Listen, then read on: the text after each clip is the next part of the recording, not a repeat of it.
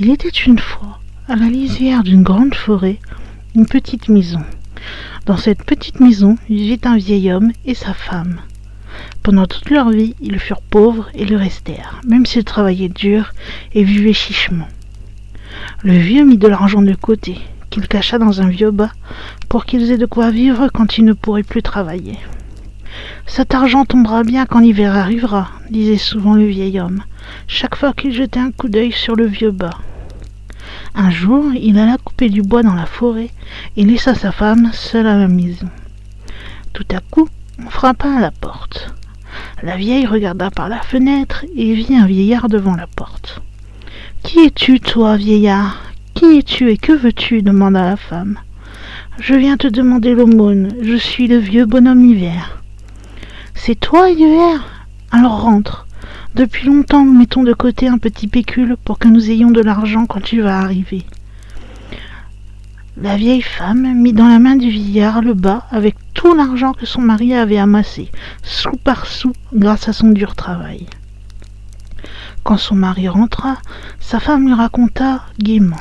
« Le bonhomme Hiver est venu chez nous et il a emporté notre argent. »« Oh mon Dieu, tu ne lui as tout de même pas donné notre argent, celui qu'on a mis de côté !» se lamenta le mari. « Bien sûr que si. Un vieillard a frappé à la porte et a dit qu'il s'appelait Hiver. Je lui ai donc donné l'argent. C'est toi qui as dit qu'un jour cet argent tombera bien quand l'hiver viendra frapper chez nous, répondit la vieille. Nous avons perdu tous nos biens. Il n'y a plus rien à faire. Prenons nos clics et nos claques et allons de par le monde pour tenter notre chance, soupira le vieux.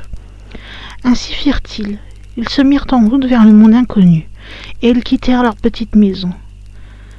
Ils décrochèrent juste la porte et l'emportèrent avec eux pour dormir dessus pendant la nuit. Ils traversaient une épaisse forêt quand la nuit tomba. Le vieux choisit alors un arbre au feuillage bien fourni. Il y monta avec la porte et avec sa femme, puis ils se couchèrent sur la porte. Bientôt ils s'endormirent. La lune était déjà très haute dans le ciel, quand un grand bruit et un grand tintamarre les réveillèrent. C'étaient des voleurs qui parcouraient la forêt. Ils se reposaient sous l'arbre dont les branches tenaient la porte, servant de lit au vieux couple. Les brigands sortirent leur butin, beaucoup d'or et de bijoux. Ils s'apprêtèrent à le partager, mais ils se fâchèrent, car chacun voulait en garder la plus grande partie.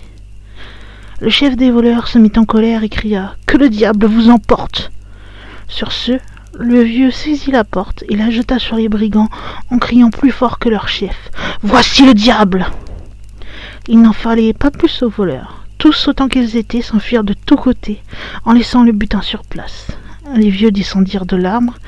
Ils mirent autant d'or et de bijoux que pouvaient en contenir leur tablier et leurs besaces.